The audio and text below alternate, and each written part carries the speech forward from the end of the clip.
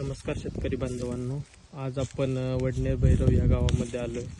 तर या ठिकाणी आपण पाहू शकताय खरड छटणी नुकतीच झालेली आहे आणि प्लॉट सध्या 5 ते 6 पानावरती आहेत.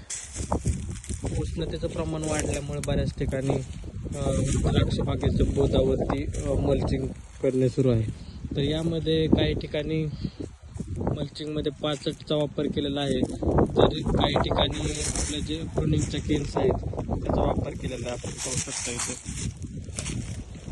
पण ज्यावेळेस आपण 5चा वापर करतो तर यामधून मिलीबगचा प्रादुर्भाव होण्याची दाट शक्यता असते. मिलीबगचं पहिल्यापासूनच जर व्यवस्थापन केलं तर शेवटी काही प्रॉब्लेम येत नाहीत.